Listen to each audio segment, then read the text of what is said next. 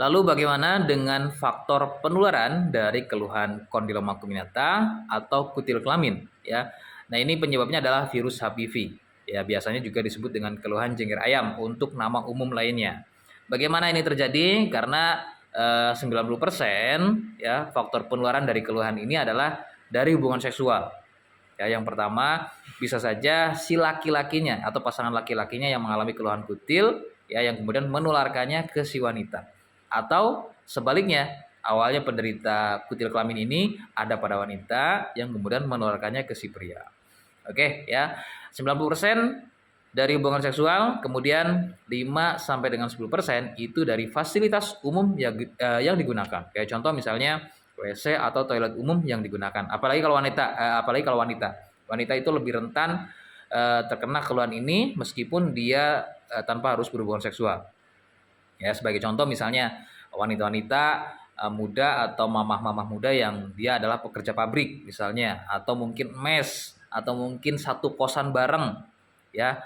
Bisa saja salah satu dari rekan dia adalah penderita keluhan kondiloma acuminata atau kutil kelamin yang menggunakan fasilitasnya secara bareng ya, bersamaan ya, yang kemudian nggak lama si wanita ini yang dia bukan penderita maka lama-lama akan menjadi penderita juga ya, karena satu kali mungkin bisa lolos, dua kali mungkin bisa lolos, tapi kalau misalnya ini terus berkelanjutan yang kemudian juga dalam kondisi yang lemah ya, misalnya habis kerja capek ya, dan ternyata WC atau toiletnya itu terpapar oleh virus HPV-nya, atau tidak lama si WC ini digunakan oleh si penderita kutil kelamin yang kemudian nggak lama digunakan ya, yang nggak lama terus digunakan oleh si wanita baru yang tentunya dia bukan penderita, maka lama-lama dia juga akan terpapar oleh virus HPV-nya. Yang kemudian disinilah 5-10% ini bisa dari fasilitas umum yang digunakan tadi.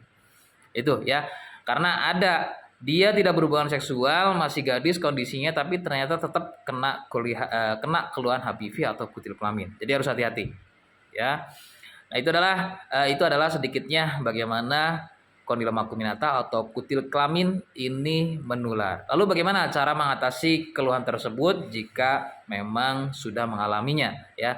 Maka yang pertama, rekomendasi utama lagi-lagi dari saya adalah silakan kakak bisa cek medis ya untuk memastikan keluhannya, yang kemudian nanti bisa pengobatannya adalah dengan cara tindakan operasi seperti bedah listrik, kauter, atau mungkin juga laser.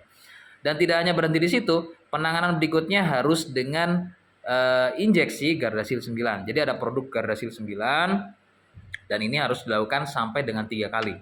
Jadi silakan bisa ke medis untuk pengobatannya jika biayanya ada. Saya tegaskan sekali lagi, jika biayanya ada ya.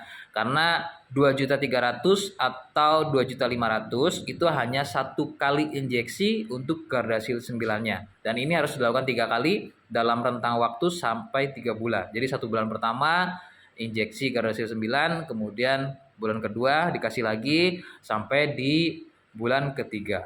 Oke. Jadi kisaran biaya adalah 2.500.000 saja kali 3 ya, sekitar 8 jutaan. Itu harus pegang. Itu belum dengan biaya tindakan atau operasi tadi ya, seperti kauter, bedah listrik, atau lasernya. Nah, ini biasanya fleksibel karena ada yang dia bisa dapat gratis untuk tindakannya atau operasinya karena mungkin tercover oleh BPJS ya. Adapun biasanya di rumah sakit tertentu ada yang biayanya yang tidak terlalu mahal, sekitar 2 juta, ada yang 3 juta, tergantung dari fasilitas yang menyediakan dari rumah sakit tersebut. Kalau misalnya makin bagus, biasanya biayanya makin mahal.